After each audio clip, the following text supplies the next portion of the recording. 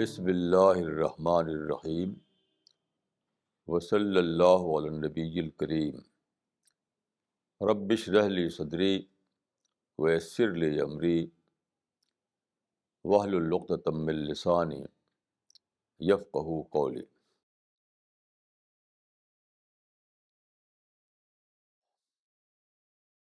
The topic for this day is a brief survey of the history of Islam.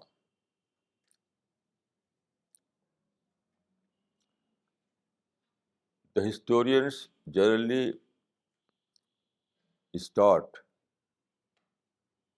the Islamic history from Muhammad, the final prophet of God.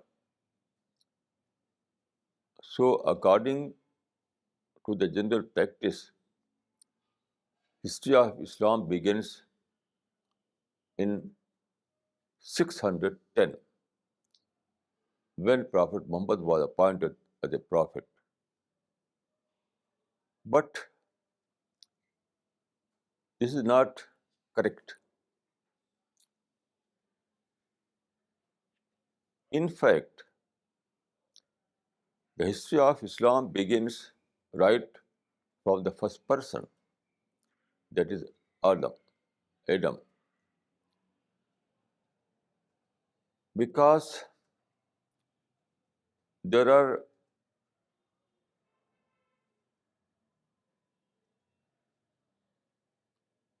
references, many references in the Quran and also in the Hadith that prove that Islamic history is history of the prophets. There is a verse in the Quran,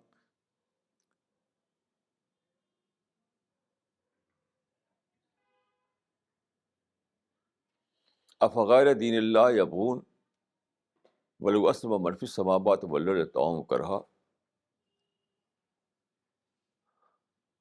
إِنَّ الدِّينَ عِندَ اللَّهِ الْإِسْلَامُ. These verses tell us that all the prophets were given the same religion, that is Islam. Then there is a very relevant verse in the Quran, شَرَعَ لَكُم مِّنَ الدِّينِ مَا وَصَّىٰ بِهِ نُوحًا وَالَّذِي أَوْحَيْنَا إِلَيْكَ. It means that Prophet Muhammad was given the same religion that was given to all other prophets.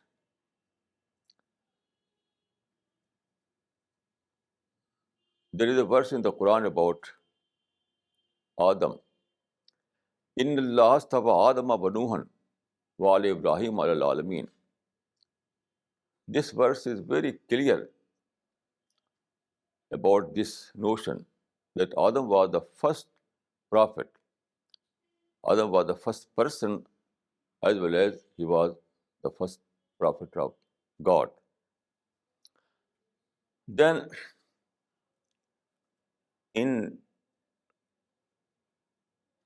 there is a very important verse in the Quran, أُولَٰئِكَ الَّذِينَ هَدَى اللَّهُ فَبِهُدَاهُ مُقْتَدِهْ. It means that all the prophets were given guidance from God. So, O Muhammad, you should follow their example.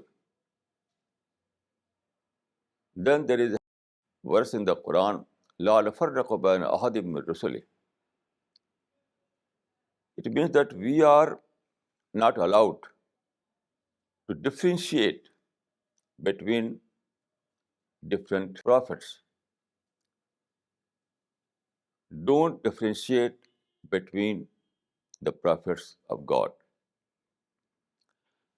So all these references, all those Quranic references clearly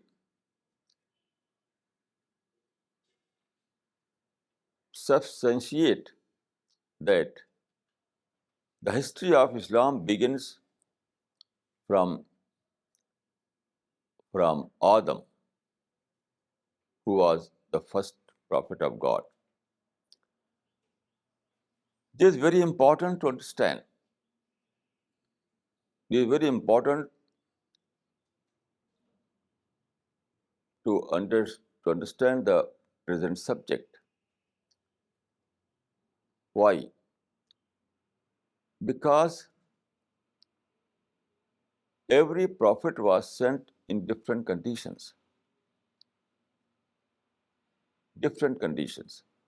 So every prophet has some very special example, very special example. So when we take all the prophets as example, as a part of history of Islam, then we we can discover their examples very relevant to our situations.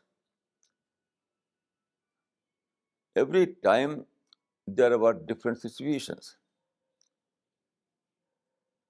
So every time we have to find out some example, some prophetic example, and all the examples are not present in the Prophet Muhammad's life. There are so many examples that we can find only in other prophets rather than in the life of the Prophet of Islam. Because of this, Quran says, فَبِهُدَاهُ مُقْتَدِهِ. You have to follow the examples of other prophets also. It is very clear in the Quran. So it is very important when you want to follow the religion of God in your life, you have to see all the prophets. All the prophets. Otherwise, you will fail to find the examples in different situations. So here I would like to give some examples. These examples will show that why this verse was included in the Quran. فَبِهُدَاهُ مُقْتَدِهِ. Why God revealed this verse? You have to follow. You should follow the Prophet. You should follow the examples of other prophets also. So when you study the history of other prophets, you can understand the meaning of this verse. Now, here I would like to give some examples, only to illustrate this point. I am not speaking about the whole history. Only I am speaking about the lessons from the Islamic history that begins right from Adam. So here I would like to begin from the example of Ismail. You know, Ismail was the son of Prophet Abraham. Prophet Abraham. So what happened? God directed Prophet Abraham, and according to divine direction, he settled his wife Hajra and his son Ismail in the desert of Mecca. At that time, Mecca was simply a desert. There was no water. You know, water is the source of life.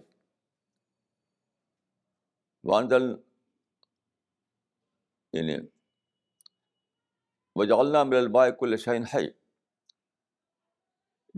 Life depends on water. Without water, there is no life, no plant, no animal, no human being, nothing. So everyone knows that life depends on water. Our agriculture, our horticulture, everything depends on water. So at that time, there was no water, simply desert. But uh, according to the divine direction, Prophet Abraham settled his wife Hajra and his son Ismail in the desert of Mecca. At that time, there was no Mecca, no town, no city, no human being. In the vast desert, they were compelled to live in a vast desert. Then what happened? After some time,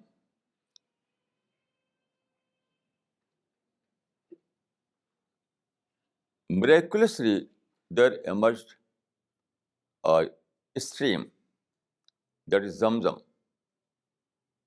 It was a miracle of God. When Ismail and Hajra followed the God's command and they settled in that desert. So when they followed the God command, God provided His help miraculously. It was a great miracle that one day a stream emerged suddenly, and it was so great that even today it is there. People use the water of Zamzam every day and night, but it is flowing, flowing, flowing. So this example gives us a courage that if we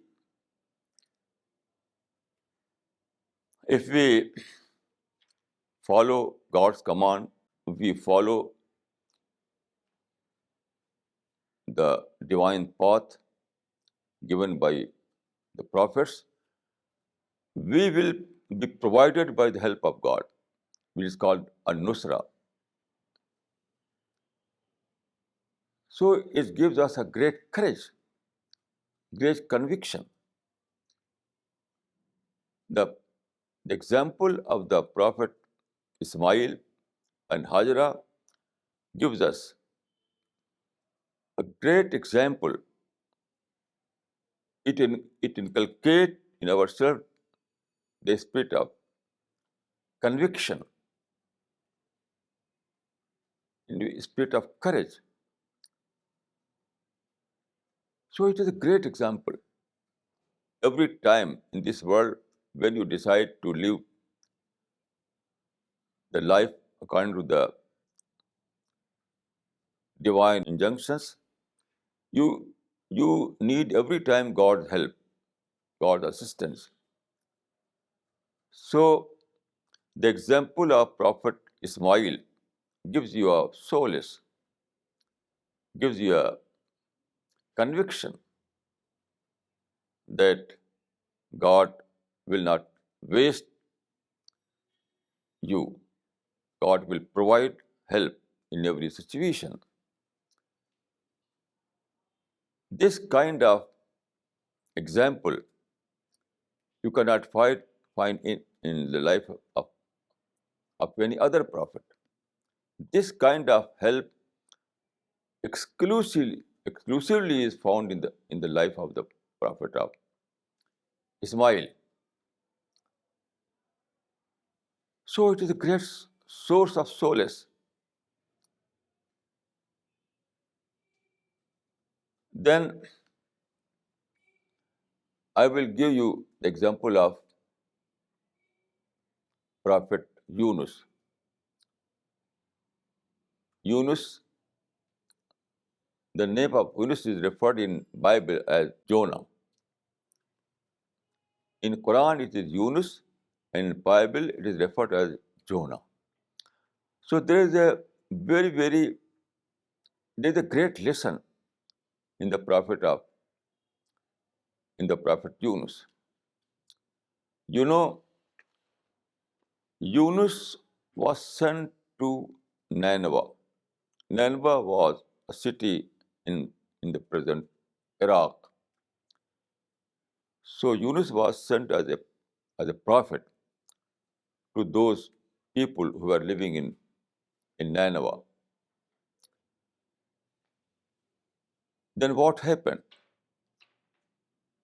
Prophet Yunus gave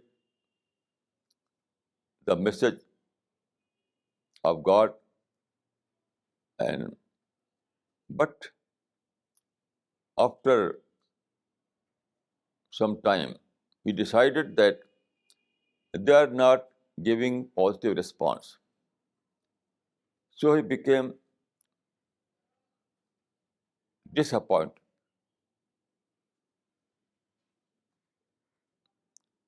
So due to this disappointment, he left Nineveh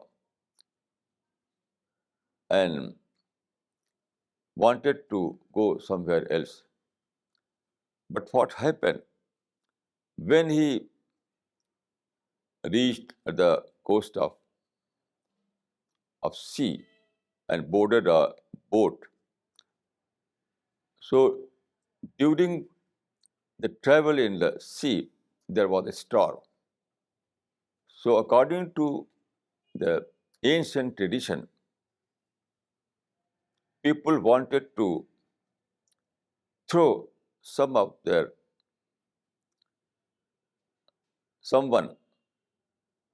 only to make the boat lighter. So they decided to throw Yunus, and Yunus was thrown into the sea.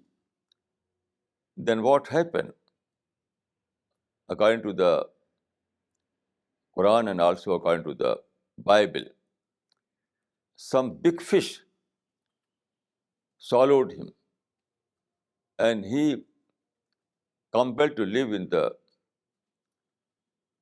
stomach of that fish, perhaps up to 40 days. Then he he after introspection, he found that he was guilty. So he was repentant. After this repentance, God accepted his tawbah or repentance, and that fish again threw him on the coast. So then an angel came to him and said that you were guilty. You left your you left Nineveh without completing your dawah work. So you must go to Nineveh again. He again visited Nineveh, and again he was engaged in dawah work, and all the Nineveh people accepted Islam. So this example is very important, very important. This example tells us, that we are not allowed to go in frustration, in disappointment. Dawah work is a continuous work. There's no end of dawah work. We have to do dawah work continuously.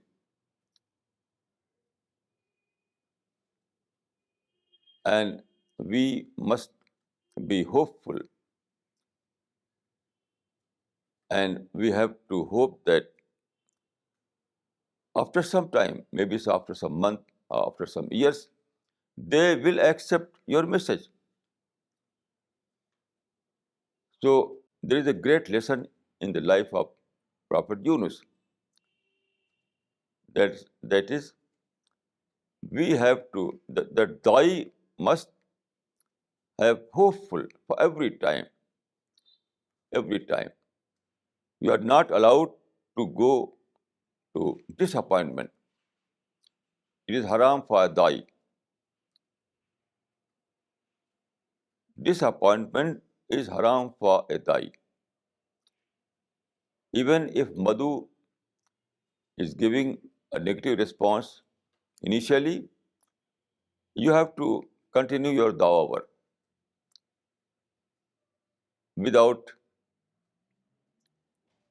any anger, without any negative thought, without feeling in disappointment. So this is a great example in the Prophet of Yunus. And also, this example tells us that if we fail to fulfill our dawah duty, we will go directly to the stomach of a fish. In other words, to the stomach of problems. Problems will solve us. There is no escape. There is no option for Dai. Dai either will continue his dawah work or he will face problems. Or he will go to the stomach of the problems. So this is a great lesson in the life of the Prophet Yunus. Then let us take the example of Yusuf. In the Quran, his name is given as Yusuf, and in the Bible, his name is referred as Joseph. You know, the Prophet Joseph was sent to Egypt, in ancient Egypt. At that time, there was a king. This king was mushrik, idol worshipper. So he was a mushrik king. But according to the Quran, Prophet Joseph, this king offered an office in his government that was like food ministry. It wanted to appoint Prophet Joseph as food minister, and Prophet Joseph accepted this offer under that mushrik king. It's a great example. It means that if we find ourselves in such a situation where the ruler is non-Muslim, the ruler is non-Muslim or mushrik or mulhid, but if that king offers you an opportunity, so you have to accept that opportunity and you have to avail that opportunity. This is an irrelevant issue that king himself is an idol worshipper, or he is an atheist, or he is a non-Muslim. This issue is an irrelevant issue. In such a situation, Dai must see the opportunity rather than the religion of the ruler. In such a situation, the religion of ruler is irrelevant. You have to see the opportunity. It is very important. It means that Prophet Joseph gives us an example, a formula that ignore the political problem, and avail the opportunities present over there. It's very important.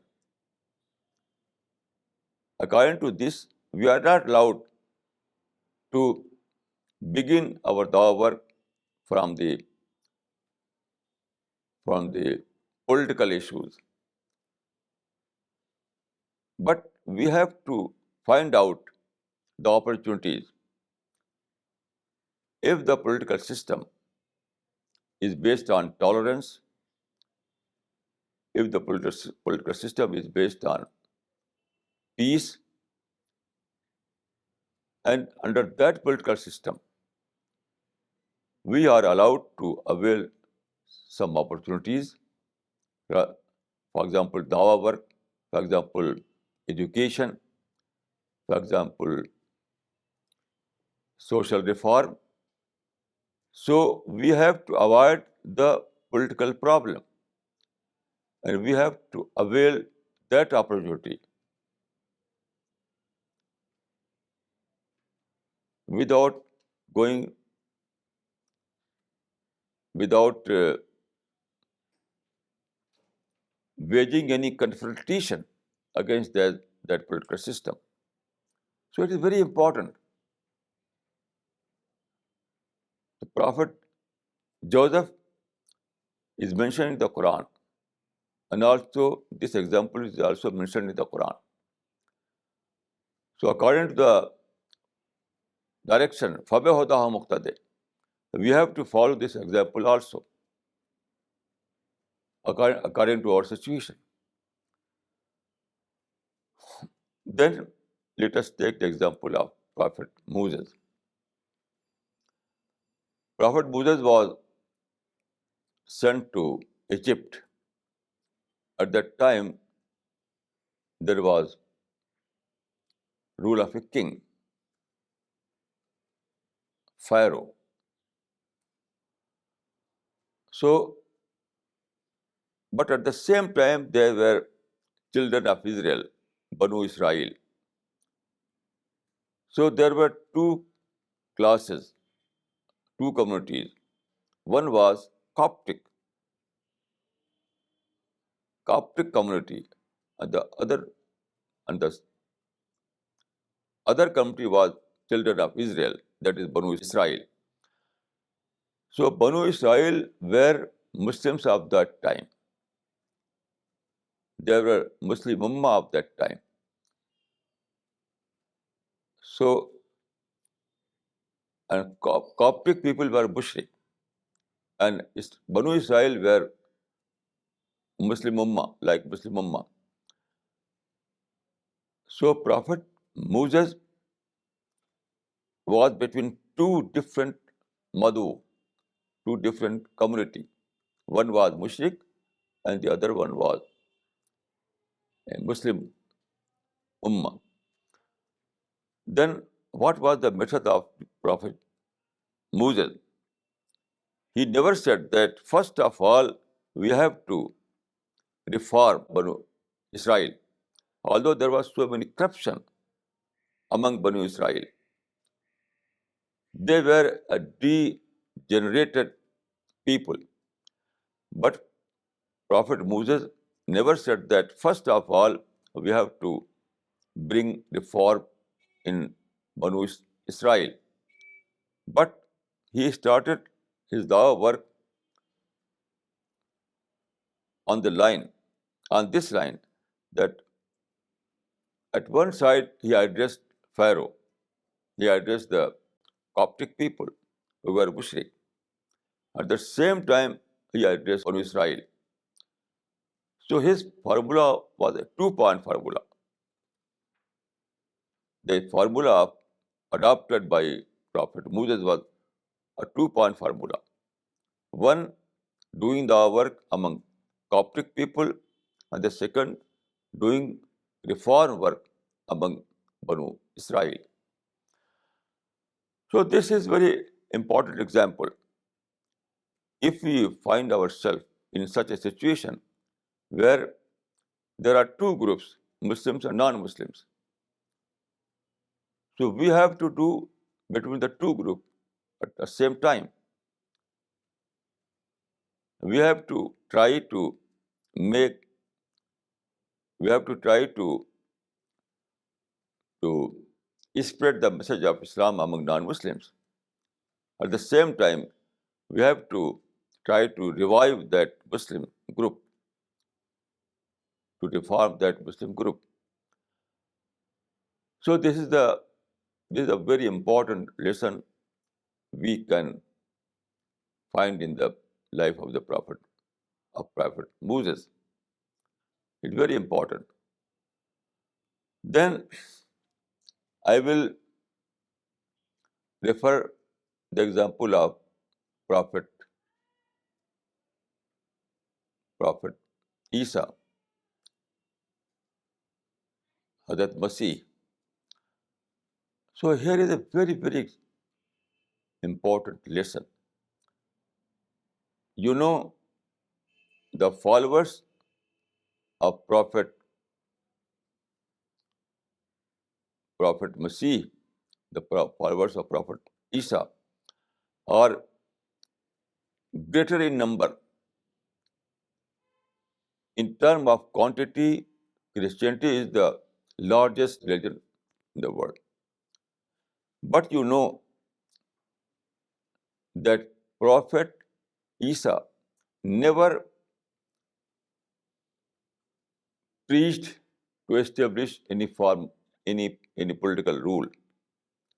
Even Prophet Isa said that give to Caesar what is due to Caesar. Give to God what is due to God. By this saying, he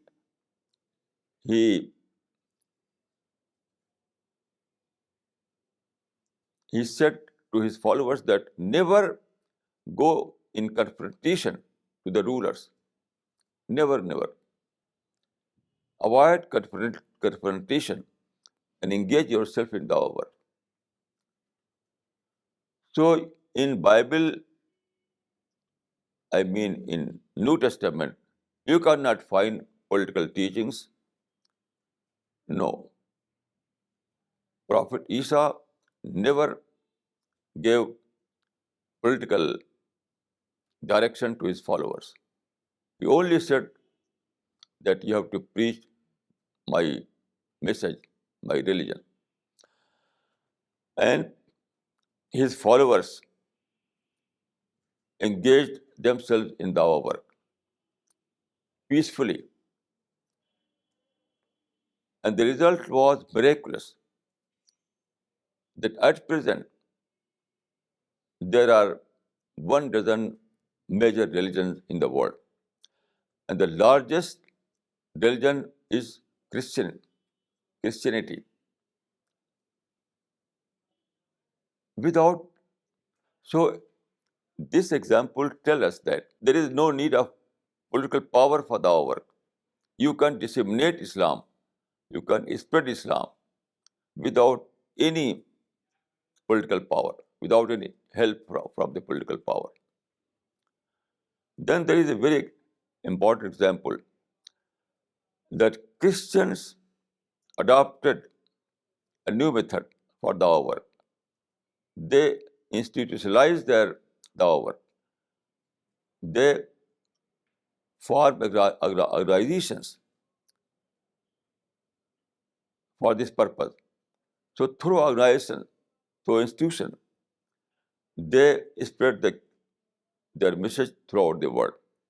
It means that as far as the dawah work is concerned, organization is more important than the political power. As far as the dawah work is concerned, as far as the spread of Islam is concerned,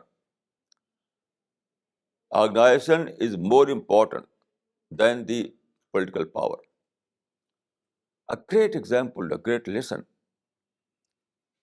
So this is the message of Prophet Jesus, or Prophet Isa. Then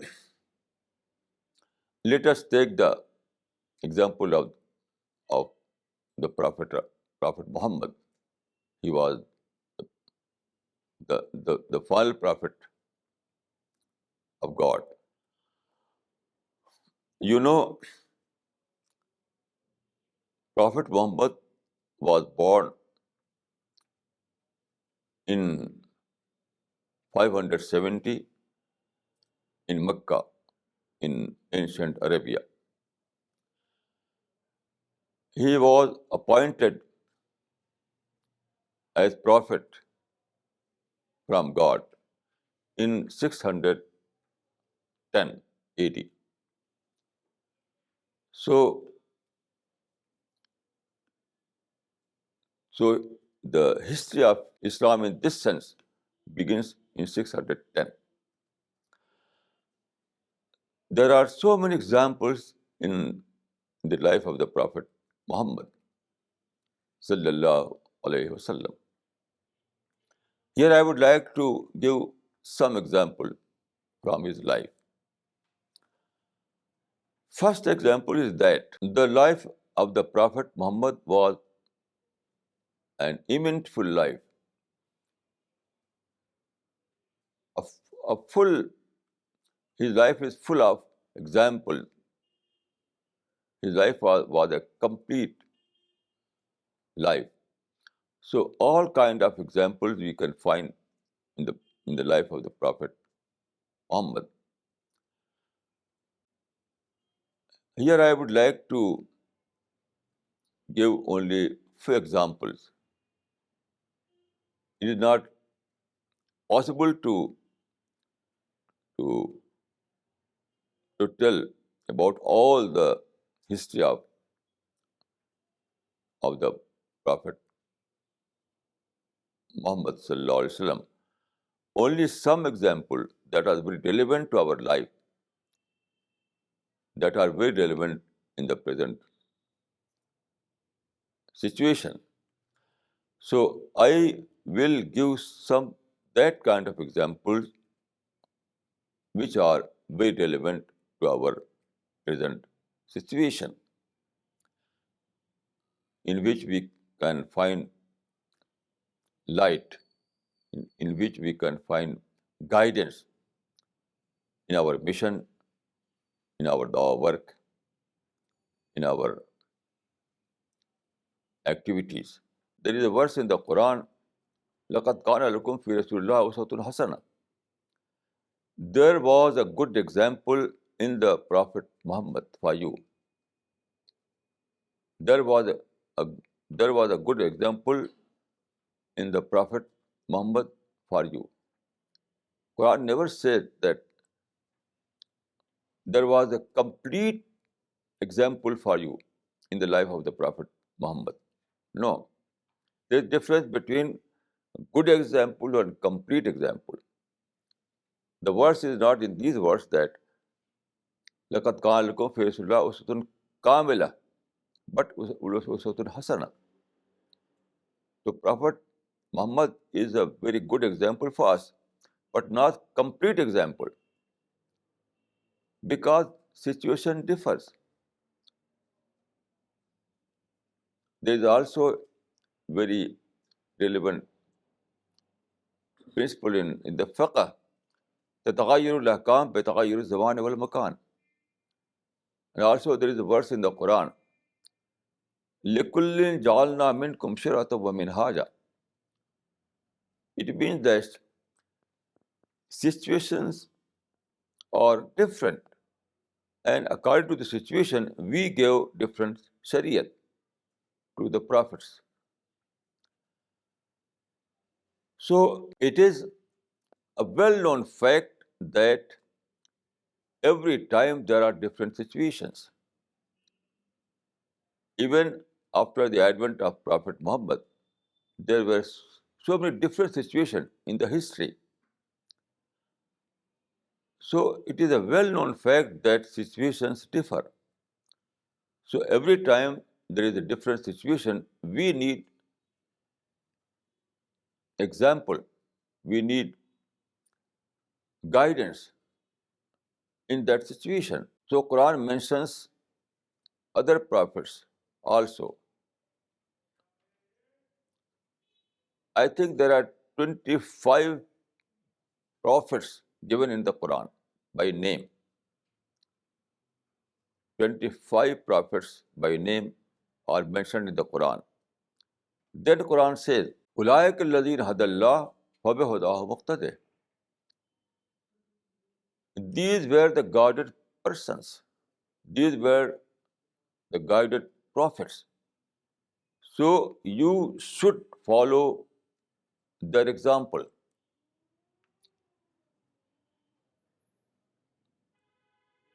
By studying this verse, I came to the conclusion that these 25 prophets cover all the situations, all the different situations. Although there were more than 1 lakh prophets sent by God, there is a verse in the Quran that لِكُلِّ قَوْمٍ هَادٍ. In every region, in every town, in every country, God sent prophets. But in Quran, there are only 25 prophets mentioned by name. Why? I think that the life of these 25 prophets cover all the different situations. Only one prophet does not suffice. Only life of one prophet does not suffice. But when we take all these 25 prophets, we can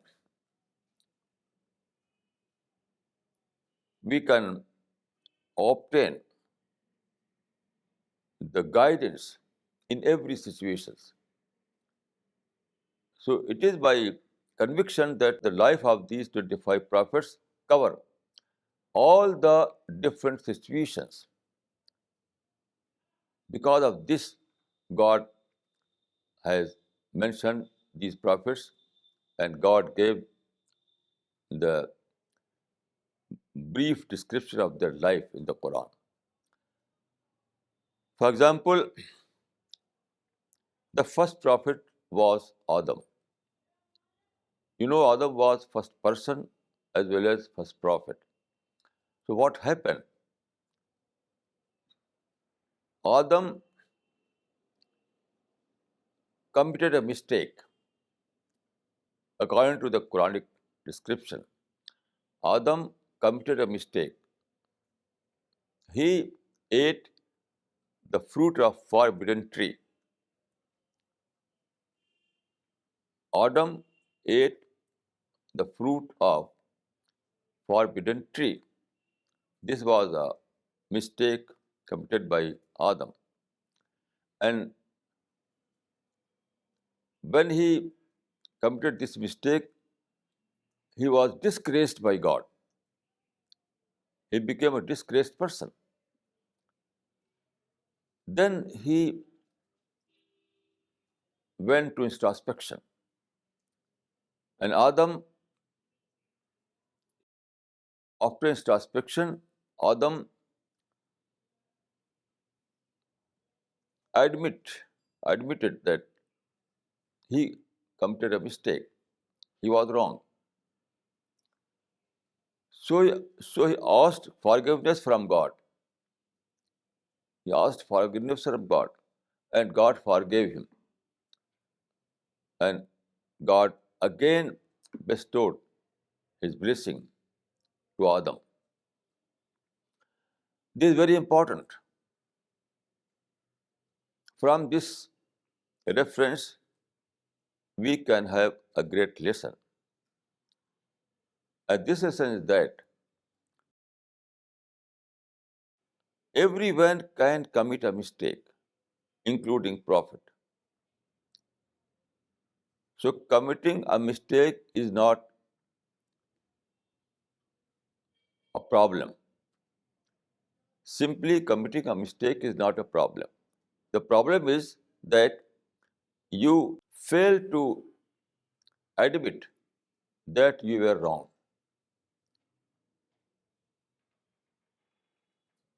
When you commit a mistake, you have to say, I was wrong, I was wrong.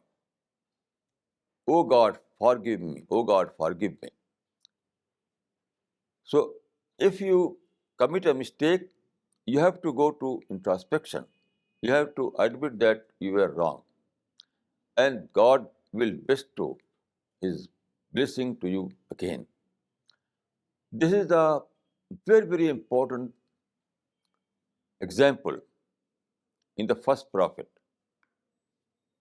There are also some other examples in the life of Adam, but this example is very important for us in our present situation. Every day we commit mistakes. Every day. So we have to learn, we have to understand that committing a mistake is not wrong, but not admitting that you were wrong, this is the real mistake. To be ready at all time to say, I was wrong, I was wrong, I was wrong. Oh God, forgive me. Oh God, forgive me. This is the example of a prophet, the first prophet. So introspection is very, very important. Introspection. It is introspection that leads to admission. So this is the example we find in the life of the prophet Adam. Then there was the prophet Noah. He was an extraordinary prophet. According to the Quranic account, he was given a very long life. He was given a very long life. He lived near about 950 years, only 50 years less than 1000. So it was an extraordinary life. Prophet Noah was given this exceptionally a very long time for the work. But according to the biblical account, only 80% embraced Islam. Only 80%, 80, accepted his message. All others failed to accept his message. But the life of Prophet Noah gives us a great lesson. Quran says about Prophet Noah, "Sum alantu lahum wa asrartu lahum israra." I conveyed my message in private as well as in public. In all the method,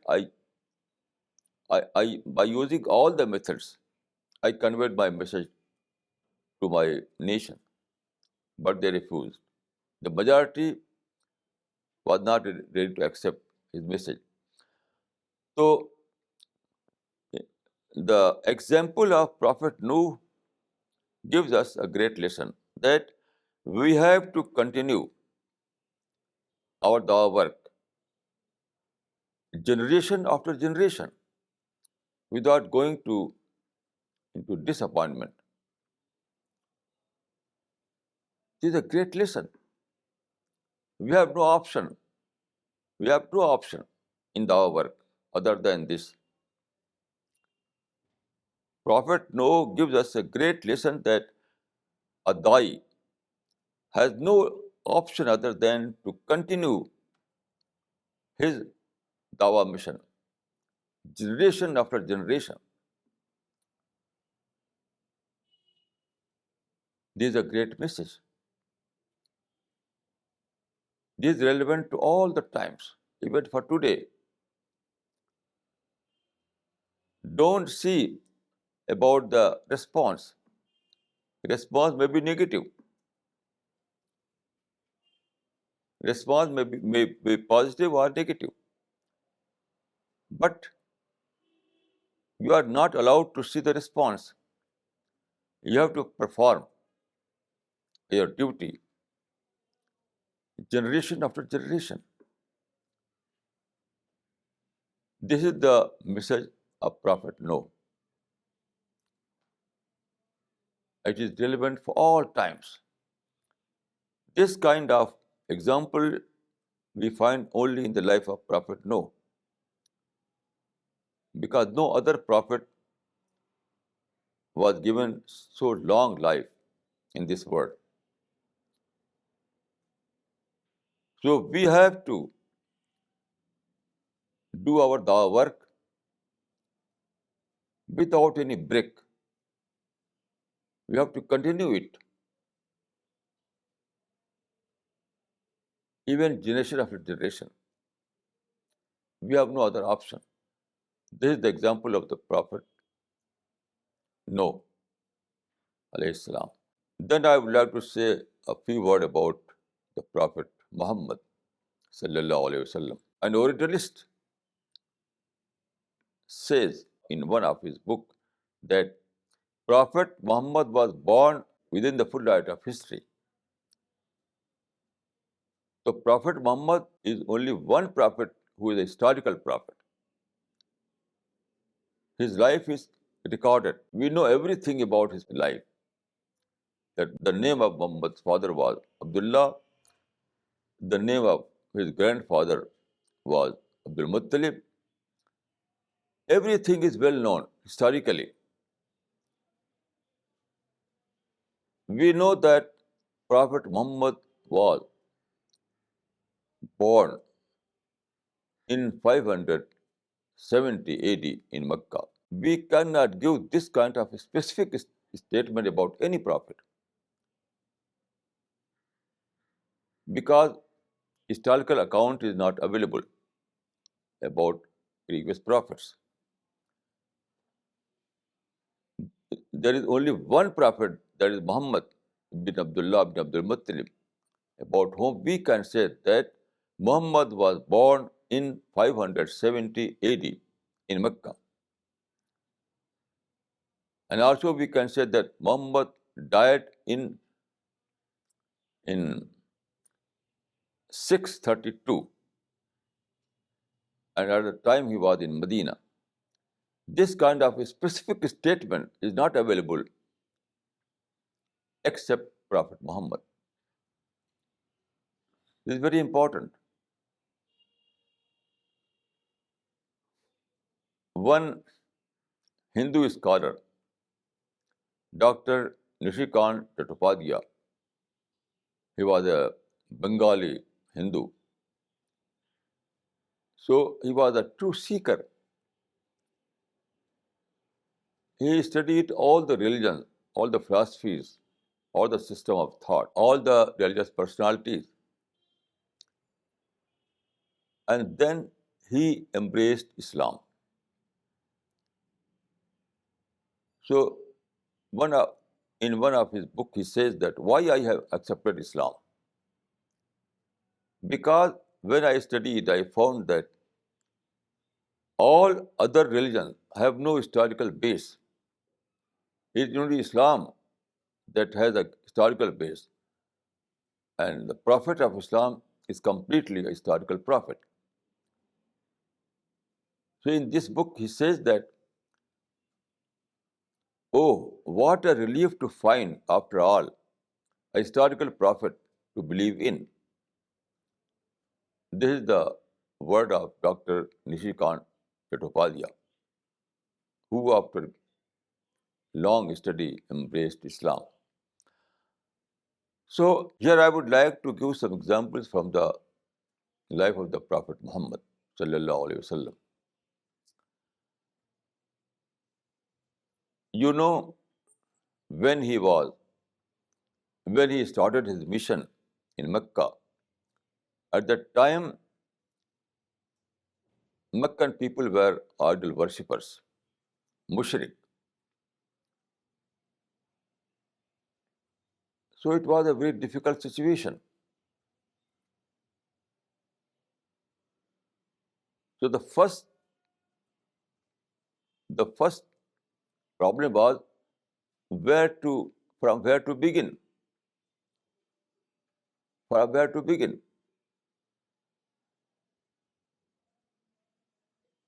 So he asked Meccan people to gather at a place that was called Safa. So Safa was a well-known place where people used to gather when they wanted to discuss among themselves. So he asked people to gather here. When Meccan people gathered at that place, he said,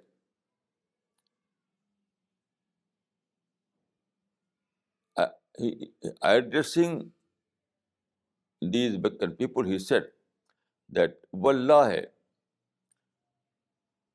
la tamutunna kama tanamun wala tahyawna kama tastayqidun wa innaha lajannatun abadan aw lanarun abada. It means that this life is not eternal. You have to die. You have to die. And after death, you will face the problem of accountability. And after this, you will face the hell or paradise. If you are good in the eyes of God, then you will be given paradise as the reward. But if you are bad in the eyes of Prophet, you will be punished and you will be given hell, and both are eternal. So this was the first message. First message. In this message, there was no politics, there was no social problems, nothing. Only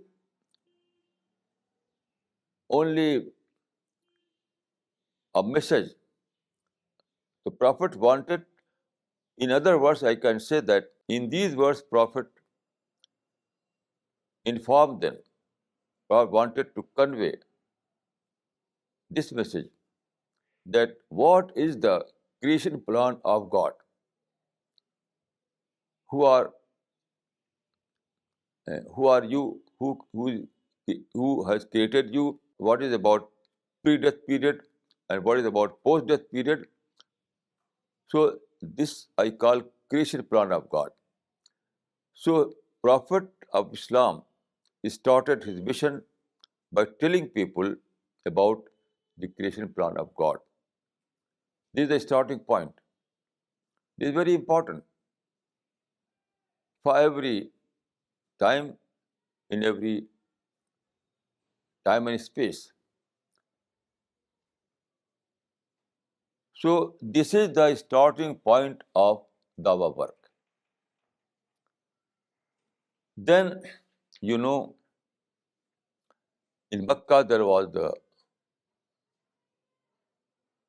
Kaaba. Kaaba was a mosque built by Prophet Abraham. So at that time, although Kaaba was built as a mosque, but during that time, Kaaba was in the custody of mushrik people, idol worshippers. So they placed idols in the premises of Kaaba, and the number of these idols was no less than 360. So when Prophet of Islam started his mission, he found that there are 360 idols placed in sacred Kaaba. It was very perturbing scene, but Prophet managed this problem. He never touched any idol. Even he never questioned that you have to remove all these idols. You have no right to put these idols in sacred Kaaba. No, he never said like this. He never raised this question. Why you put these idols in sacred Kaaba? He never raised this question at all. But he followed a very simple formula. I can say that his formula at that time was ignore the problem, avail the opportunities. Ignore the problem, avail the opportunities. So he ignored the problem of idols and availed the opportunity of our work. This was his strategy. This was his method. So what a great lesson. People used to engage themselves in problems. But Prophet completely ignored the problems. It was a great problem that there were 360 idols placed in the premises of Holy Kaaba. It's quite evident that it was a great problem. But Prophet adopted this formula. Ignore the problem, avail the opportunity. So he never questioned. He completely ignored the presence of those idols in Holy Kaaba. At the same time, he tried to avail the opportunity to address people. He used to say, Ayyuhan nas, qulu la ilaha illallah tuflihu. He never said that, O people, you have to remove all these idols from the Holy Kaaba. No. He said that, simply he said that, Ayyuhan nas, qulu la ilaha illallah tuflihu. O people,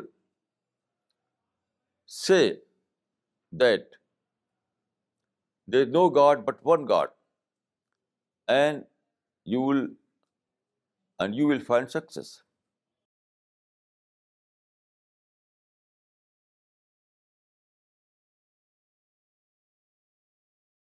In these early days, he received a revelation from God. It is present in the Quran.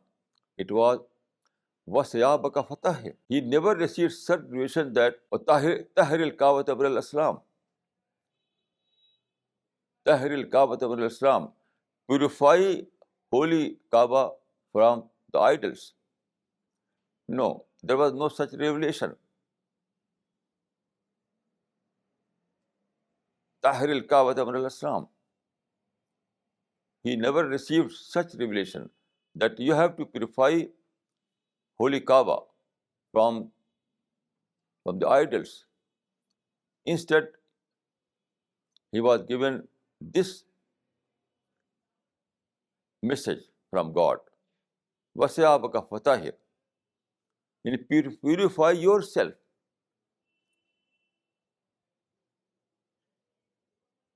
God never gave such commandment that purify the holy Kaaba. But he said, purify yourself. وَسَيَابَكَ فَتَحِرْ. It means purify yourself. This is the method followed by the Prophet Muhammad.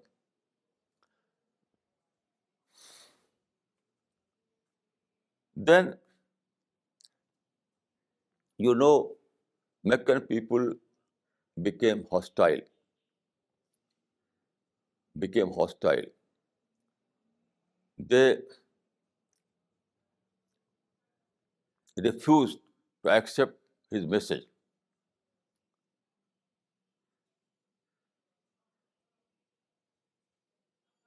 They refused to accept the message of Tawheed. Even they wanted to kill him. So after, and when they wanted to kill him and wanted to persecute him, so after these persecutions, he wanted to migrate from Mecca and settled in Medina. But this migration was not a simple migration. It was not simply to leave one place and settle in another place. No, it was migration from problem and settling in opportunity. At that time, Mecca became a land of problem, and Medina was problem of opportunities. Due to some reason, I mentioned these reasons in my book, that due to some reason, Meccan people became hostile,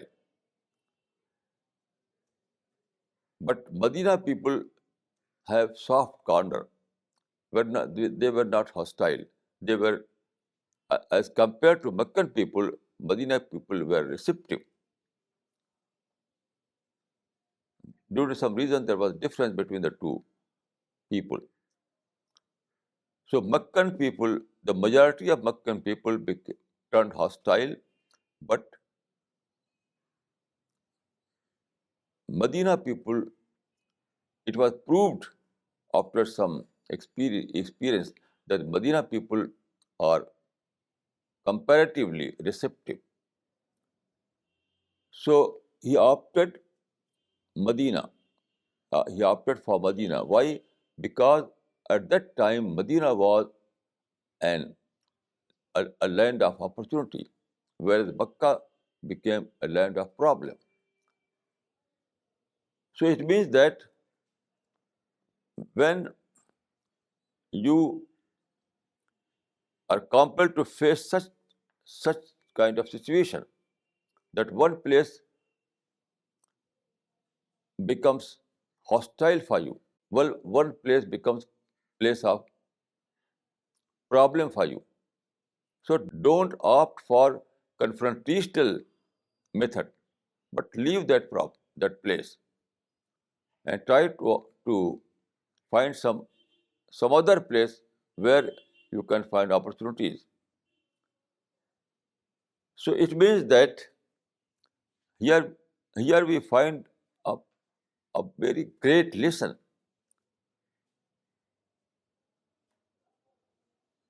This principle is given in the Quran in these words. As-sulhu khair. As-sulhu khair means peace is good, peace is better. It means that when there is a confrontation, when there is a problem, you have to adopt peaceful method rather than confrontational method. So in Makkah at that time, there were two options for the Prophet. One, opting for confrontational method, and the second, to migrate from Makkah. So Prophet avoided confrontation. Hijrah means avoidance. Hijrah is not simply uh, leaving one place and settling another place. Hijrah is a method of avoidance. So Prophet avoided confrontation and migrated from Mecca to Medina. That was at the time a place of opportunities. So he tried to avail these opportunities and was very successful. He was able to establish a center, a Dawa center at Medina. And history tells us that after a short period, he was able to Islamize the whole Arabia, including Mecca. إِذَا جَاءَ رَسُولُ اللَّهِ وَالْفَتْحُ. So this method that is based on this formula, ignore the problem, avail the opportunities. This formula is very, very important formula. The Prophet adopted this formula, and the result was revolutionary. He was able to Islamize the whole Arabia, including Mecca and Medina. So this is the lesson of the Prophet of Islam.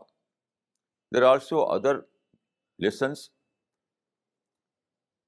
Inshallah, I will give the detail of other lessons in some other lectures. In this meeting, I want to give this message from the Prophet of Islam, that we have to adopt this formula. Ignore the problem and avail the opportunities. And you will find that this formula will give you great, great results, unfailing results, and positive results.